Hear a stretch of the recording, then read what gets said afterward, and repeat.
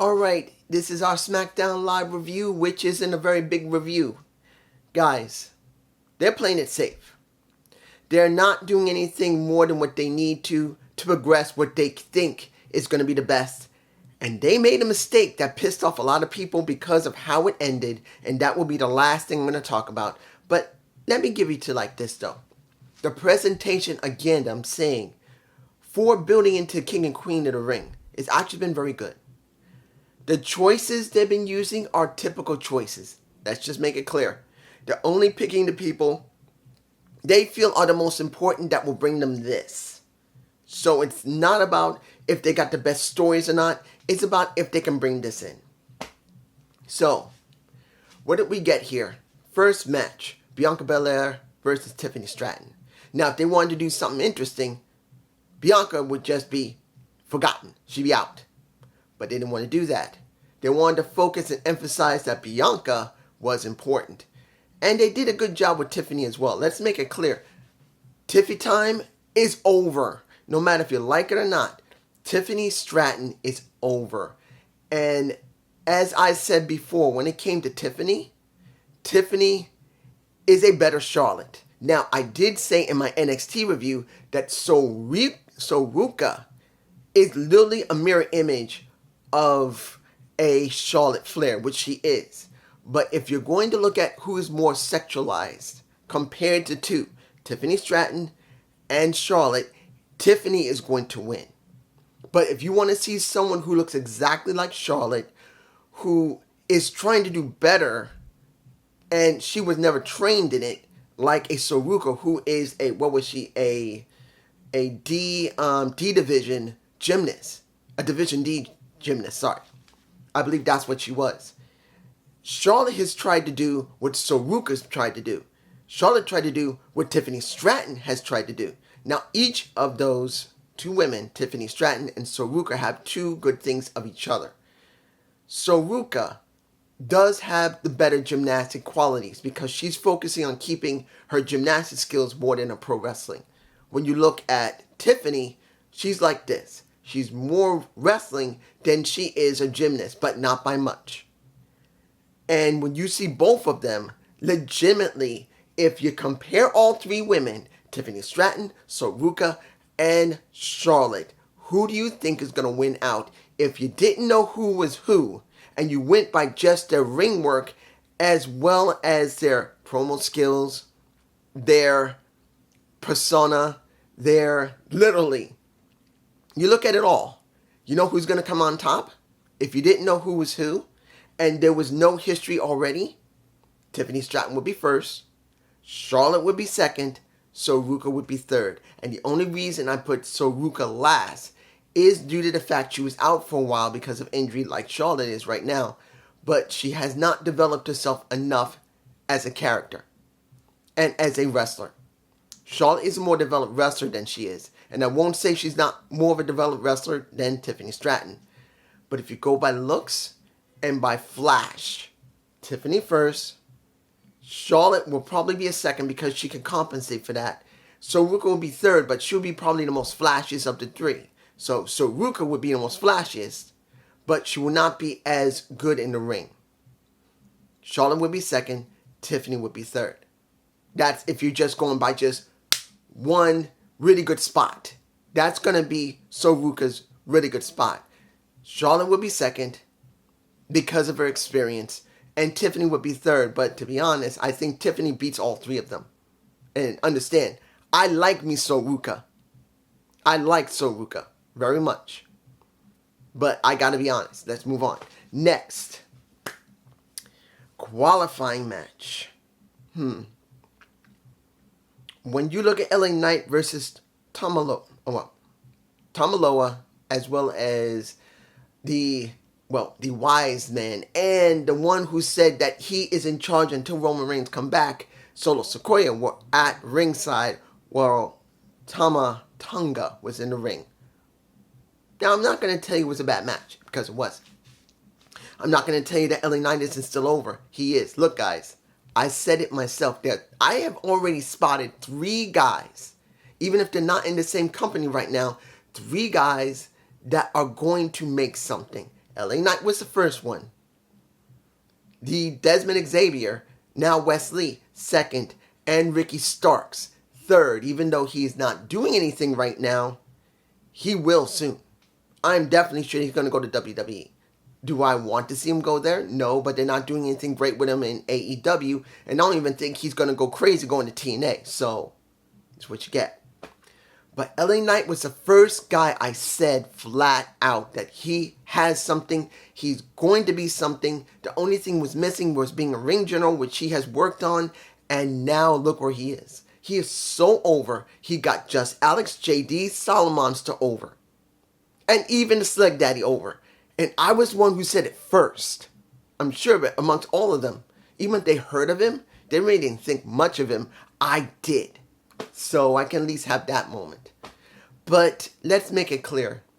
Did I believe LA Knight was going to win? No. Because this is still about the bloodline. And Tama Tonga had to win. He had to get help to win, but he did win. So this is what we get. And seeing that Melo and LA had their little spat in the back, and then had a spat again, shows that LA Knight is going to be working with a... I got to say this, when we saw that little talk between the two, LA Knight ate Lily Melo's lunch. He ate his lunch. He took his school, his... See it like this, if you know what I'm talking about. If you're in school, he took his lunch money, he ate his breakfast, and then he said, I'm still hungry, give me more. And he had to give it because he didn't have no choice, because I like me Melo. I still care about Melo. But LA Knight just destroyed him. It was bad, but it was good at the same time. Let's move on. Moving on to DIY versus Legado del Fantasma. I'll give you this. It's good that they are spotlighting both teams. It's good to see that the tag champs are at commentary talking. It is good that they are doing something. But to be honest, the tag division still feels weak. Now, I'm not against DIY. I'm not against the Legado del Fantasma. I'm not against the current champions in a, well, pretty much, let's make it clear. Do you actually care about Grayson Waller? Not a lot, but you probably at least see him as a champion. Do you actually think Austin Theory is a champion? You probably think Austin Theory is a bit more of a champion than Grayson Waller because he's had more exposure. He was a champion before. So you would see something with it. He also had the interaction with The Rock.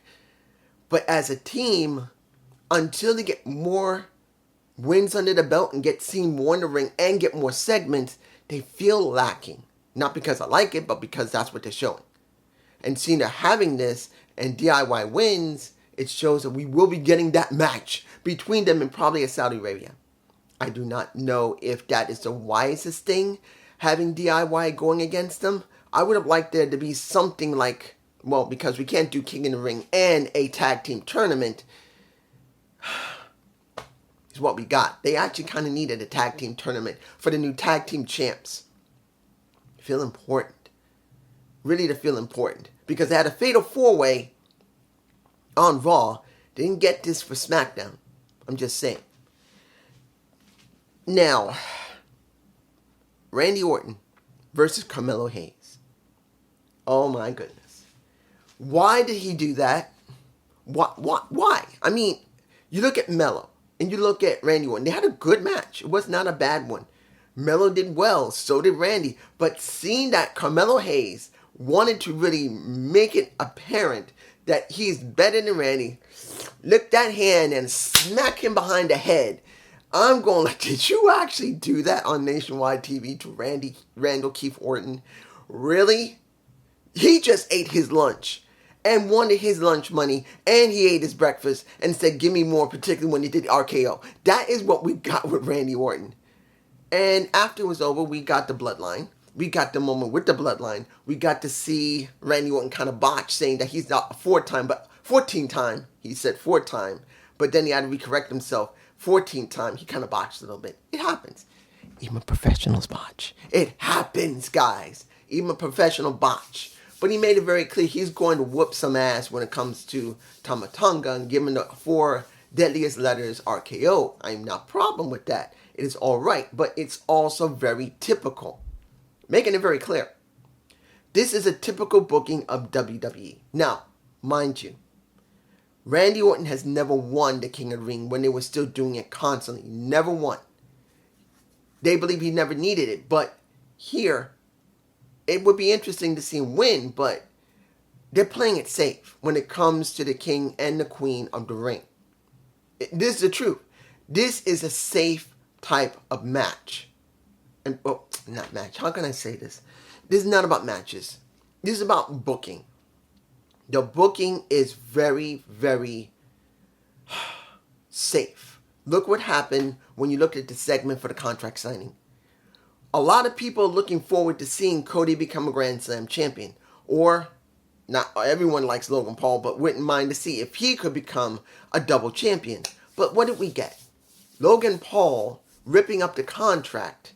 Logan Paul making it very clear it's not just about him and having his entourage with his lawyer, but he's not giving up his his U.S. championship. He tore up the contract, has a new one that says, I'm not giving up my U.S. title. Playing it safe. Maybe that might be the title. Playing it safe and it screwed them. Yeah, that might be the title. Playing it safe and it just screwed them. Maybe. I'm not sure. But it feels like it. It feels like they wanted to tease it, but then someone said, or wanted to tease it, and someone says, you know what? We can't do this. We're just going to pull it away. And it looks bad.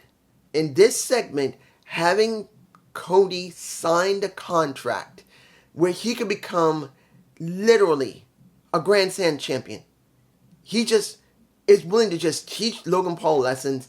And after what he said to Nick Aldis, who was defending him, this is what pisses me off. Look, Logan Paul did what a heel would do. But instead of leaving it as it is, when it comes to Nick Aldis, what do we get from Nick? We got the same thing we got before when it came to Cody and The Rock. The same kind of situation, because what did Cody do? Cody said to Nick Aldis, look, Nick, you're doing a great job, but let me handle this. I'll get the paperwork dealt with. I promise you, it'll be fine. And then he says a little line, and then he caves in and gives Logan Paul exactly what he wants. Isn't that what he did with The Rock? Really? I don't know if everyone's going to like this. There's going to be some people say, oh, this is perfectly fine. But literally, they didn't need to do this in the very beginning. Guys, think about this. Whoever is watching this and you say, dude, you don't understand pro wrestling. Yes, I do. They didn't even need to go there. Cody's title could have been put up for grabs automatically. It didn't need to have the Grand Slam title thrown onto Cody with Logan Paul there. And now they reneged on it because probably someone said, oh shit, we can't do this because we can't let Logan Paul lose. Let's just set it up that Logan Paul does a contract, he tears up the original one, and then let Cody sign it. And I'm saying this is bullshit. This should never happen.